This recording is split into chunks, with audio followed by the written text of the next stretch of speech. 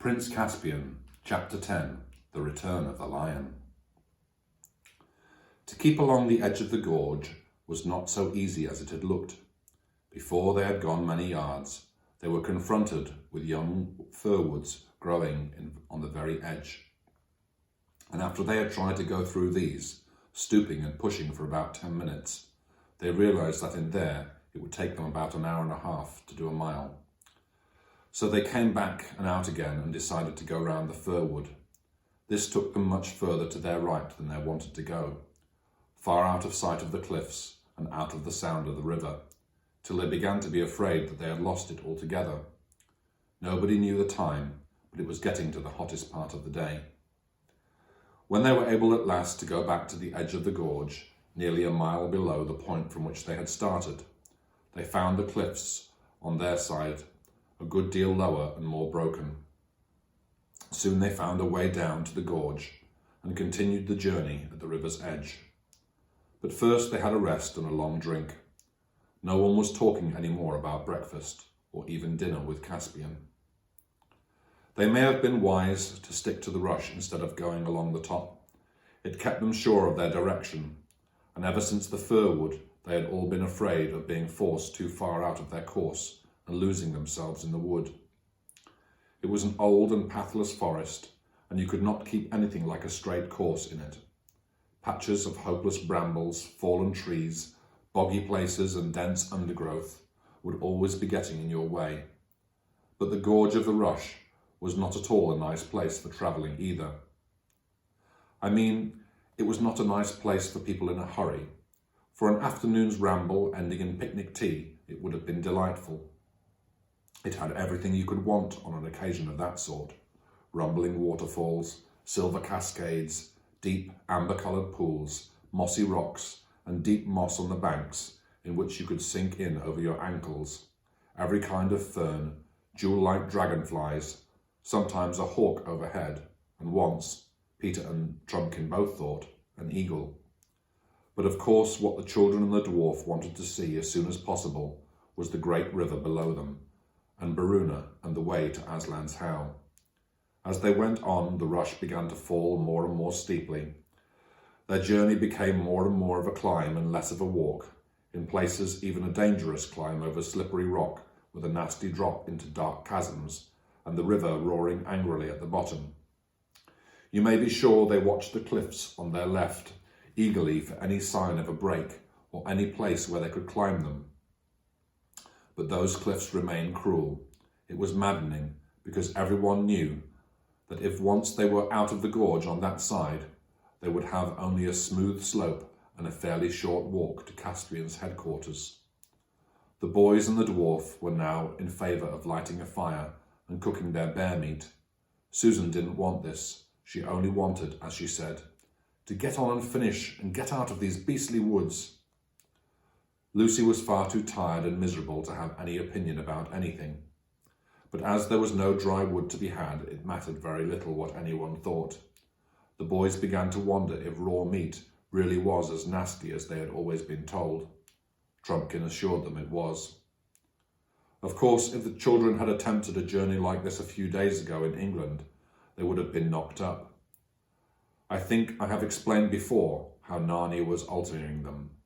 Even Lucy was by now, so to speak, only 1/3 of a little girl going to boarding school for the first time, and 2/3 Queen Lucy of Narnia. "At last," said Susan. "Oh, hooray," said Peter. The river gorge had just made a bend, and the whole view spread out beneath them. They could see open country stretching before them to the horizon, and between it and them the broad silver ribbon of the great river. They could see the specially broad and shallow place where it had once been the fords of Baruna, but it was now spanned by a long, many-arched bridge. There was a little town at the far end of it. "By Jove," said Edmund, "we fought the Battle of Baruna just where that town is." This cheered the boys up more than anything. You can't help feeling stronger when you look at a place when you won a glorious victory, not to mention a kingdom hundreds of years ago. Peter and Edmund were soon so busy talking about the battle that they forgot about their sore feet and the heavy drag of their mail shirts on their shoulders. The dwarf was interested too. They were all getting on at a quicker pace now. The going became easier, though there were still sheer cliffs on their left. The ground was becoming lower on their right. Soon it was no longer a gorge at all, only a valley. There were no more waterfalls, and presently they were in fairly thick woods again. Then all at once, whiz, a sound rather like the stroke of a woodpecker. The children were still wondering where, ages ago, they had heard a sound just like that, and why they disliked it so, when Trumpkin shouted, "Down!" At the same moment forcing Lucy, who happened to be next to him, flat down into the bracken. Peter, who had been looking up to see if he could spot a squirrel, had seen what it was. A long, cruel arrow had sunk into a tree trunk just above his head. As he pulled Susan down and dropped himself, another came rasping over his shoulder and struck into the ground at his side. "Quick, quick, get back, crawl," panted Trumpkin. They turned and wriggled along uphill, under the bracken amid clouds of horribly buzzing flies. Arrows whizzed around them. One struck Susan's helmet with a sharp ping and glanced off. They crawled quicker. Sweat poured off them. They ran, stooping nearly double. The boys held up their swords in their hands for fear they would trip them up. It was heartbreaking work. All uphill again, back over the ground they had already travelled. When they felt that they really couldn't run any more, even to save their lives, they all dropped down in the damp moss beside a waterfall and behind a big boulder, panting. They were surprised to see how high they had already got. They listened intently and heard no sound of pursuit. "So that's all right," said Trumpkin, drawing a deep breath. "They're not searching the wood. Only sentries, I expect. But it means that Myraz has an outpost down there. Bottles and battledores. Those a near thing." "I ought to have my head smacked for bringing us up this way at all," said Peter. "On the contrary, your majesty," said the dwarf. "For one thing, it wasn't you, it was your royal brother, King Edmund, who first suggested going by Glasswater."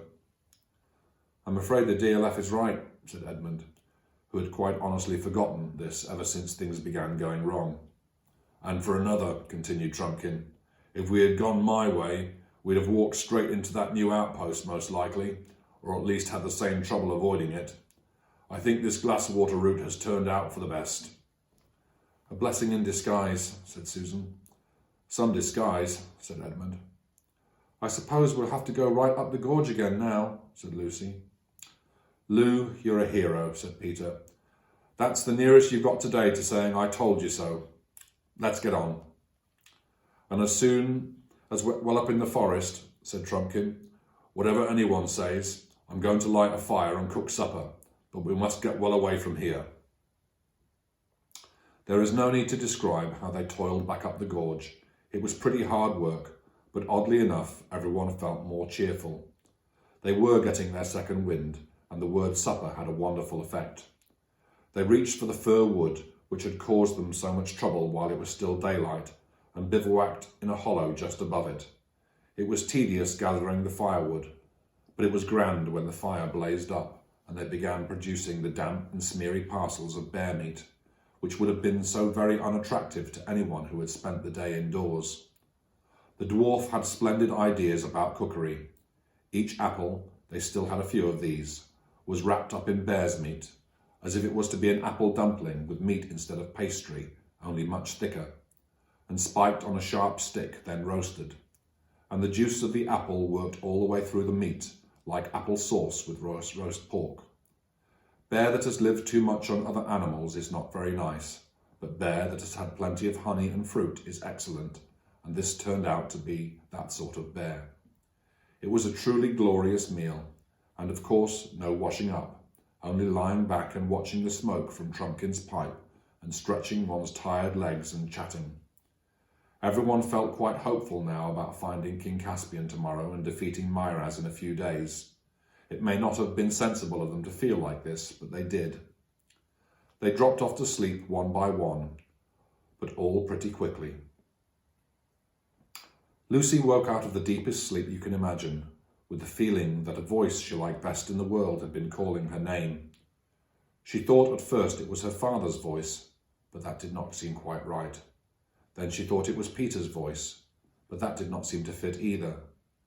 She did not want to get up, not because she was still tired. On the contrary, she was wonderfully rested and all the aches had gone from her bones, but because she felt so extremely happy and comfortable. She was looking straight up at the Narnian moon, which is larger than ours, and at the starry sky, for the place where they had bivouacked was comparatively open. "Lucy," came the call again, neither her father's voice nor Peter's. She sat up, trembling with excitement, but not with fear. The moon was so bright that the whole forest landscape around her was almost as clear as day, though it looked wilder. Behind her was the fir wood, away to her right, the jagged cliff tops on the far side of the gorge. Straight ahead, open grass to where the glade of trees began about a bowshot away. Lucy looked very hard at the trees of that glade. "Why, I do believe they're moving," she said to herself. "They're walking about." She got up, her heart beating wildly, and walked towards them. There was certainly a noise in the glade, a noise such as trees make in a high wind, though there was no wind tonight. Yet it was not exactly an ordinary tree noise either. Lucy felt there was a tune in it, but she could not catch the tune any more than she had been able to catch the words when the trees had so nearly talked to her the night before. But there was at least a lilt. She felt her own feet wanting to dance as she got nearer, and now there was no doubt that the trees really were moving in and out through one another, as if in a complicated country dance. And I suppose, thought Lucy, when trees dance, it must be a very, very country dance indeed. She was almost among them now. The first tree she looked at seemed at first glance to be not a tree at all, but a huge man with a shaggy beard and great bushes of hair. She was not frightened. She had seen such things before, but when she looked again, he was only a tree, though he was still moving. You couldn't see whether he had feet or roots, of course, because when trees move, they don't walk on the surface of the earth. They wade in it as we do in water. The same thing happened with every tree she looked at. At one moment, there seemed to be the friendly, lovely giant and giantess forms which the tree people put on when some good magic has called them into full life. Next moment, they all looked like trees again. But when they looked like trees, it was like strangely human trees. And when they looked like people, it was like strangely branchy and leafy people. And all the time that queer, rustling, cool, merry noise. "They're almost awake." "Not quite," said Lucy. She knew she herself was wide awake, wider than anyone usually is. She went fearlessly in among them, dancing herself as she leaped this way and that to avoid being run into by these huge partners. She was only half interested in them. She wanted to get beyond them, to something else. It was from beyond them that the dear voice had called. She soon got through them, half wondering whether she had been using her arms to push branches aside or to take hands in a great chain with big dancers who stooped to reach her. For they were really a ring of trees around a central open place. She stepped out from among their shifting confusion of lovely lights and shadows.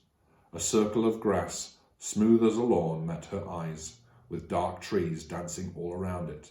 And then, oh joy! For he was there, the huge lion, shining white in the moonlight, with his huge black shadow underneath him. But for the movement of his tail, he might have been a stone lion, but Lucy never thought of that. She never stopped to think whether he was a friendly lion or not. She rushed to him. She felt her heart would burst if she lost a moment. And the next thing she knew was that she was kissing him and putting her arms as far around his neck as she could and burying her face in the beautiful, rich silkiness of his mane. "Aslan, Aslan, dear Aslan," sobbed Lucy, "at last!" The great beast rolled over on his side so that Lucy fell, half sitting and half lying between his front paws. He bent forward and just touched her nose with his tongue. His warm breath came all around her. She gazed up into the large, wise face. "Welcome, child," he said. "Aslan," said Lucy, "you're bigger." "That is because you are older, little one," answered he. "Not because you are." "I am not. But every year you grow, you will find me bigger."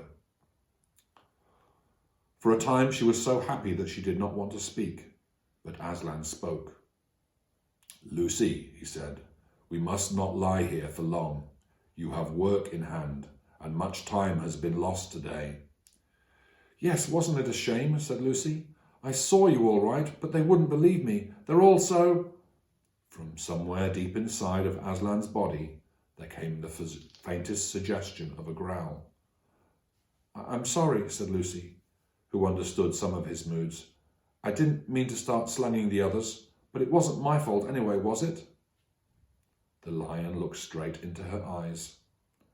"Oh, Aslan," said Lucy, "you don't mean it was. How could I? I couldn't have left the others and come up to you alone. How could I? Don't look at me like that." "Oh, well, I suppose I could. Yes, and it wouldn't have been alone. I know, not if I was with you. But what would have been the good?" Aslan said nothing. "You mean," said Lucy rather faintly, "that it would have turned out all right, somehow? But how? Please, Aslan, am I not to know?" "To know what would have happened, child," said Aslan. "No, nobody is ever told that." "Oh dear," said Lucy. "But anyone can find out what will happen," said Aslan. "If you go back to the others now and wake them up and tell them that you have seen me again and that you must all get up at once and follow me, what will happen? There is only one way of finding out." "Do you mean that is what you want me to do?" gasped Lucy. "Yes, little one," said Aslan. "Will the others see you too?" asked Lucy. "Certainly not at first," said Aslan. "Later on, it depends." "But they won't believe me," said Lucy. "It doesn't matter," said Aslan. Oh dear," said Lucy. "And I was so pleased at finding you again. And I thought you'd let me stay. And I thought you'd come roaring in and frighten all the enemies away like last time. And now everything is going to be horrid." "It is hard for you, little one," said Aslan. "But things never happen the same way twice. It has been hard for us all in Narnia before now." Lucy buried her head in his mane to hide from his face. But there must have been some magic in his mane. She could feel lion strength going into her. Quite suddenly, she sat up.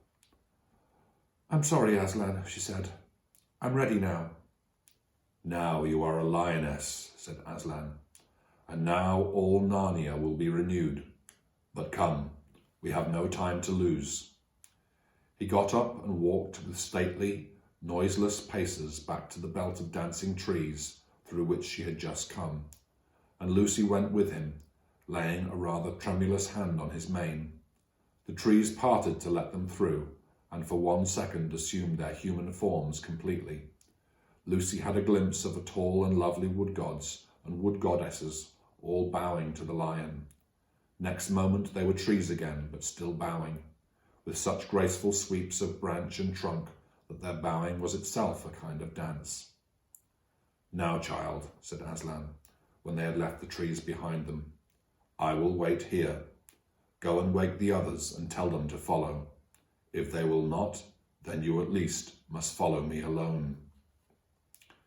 It is a terrible thing to have to wake 4 people, all older than yourself and all very tired, for the purpose of telling them something that they probably won't believe and making them do something they certainly won't like. "I mustn't think about it. I just must do it," thought Lucy. She went to Peter first and shook him. "Peter," she whispered in his ears, "wake up, quick! Aslan is here. He says we've got to follow him at once." "Certainly, no. Whatever you like," said Peter unexpectedly. This was encouraging, But as Peter instantly rolled around and went to sleep again, it wasn't much use. Then she tried Susan. Susan did really wake up, but only to say in her most annoying grown-up voice, "You've been dreaming, Lucy. Go to sleep again." She tackled Edmund next. It was very difficult to wake him, but when at last she had done it, he really was awake and sat up. "Hey," he said in a grumpy voice, "what are you talking about?" She said it all over again. This was one of the worst parts of her job, for each time she said it, it sounded less convincing. "Aslan," said Edmund, jumping up. "Hooray! Where?" Lucy turned back to where she could see the lion waiting, his patient eyes fixed upon her. "There," she said, pointing. "Where?" asked Edmund again. There, don't you see? Just this side of the trees." Edmund stared hard for a while and said, "No, there's nothing there. You've got dazzled and muddled with the moonlight. One does, you know. I thought I saw something for a moment myself. It's only an optical what-you-call-it." "I can see him all the time," said Lucy. "He's looking straight at us." "Then why can't I see him?" "He said you mightn't be able to." "Why?" "I don't know. That's what he said." "Oh, bother it all," said Edmund. "I do wish you wouldn't keep go on seeing things, but I suppose we'll have to wake the others." End of chapter 10.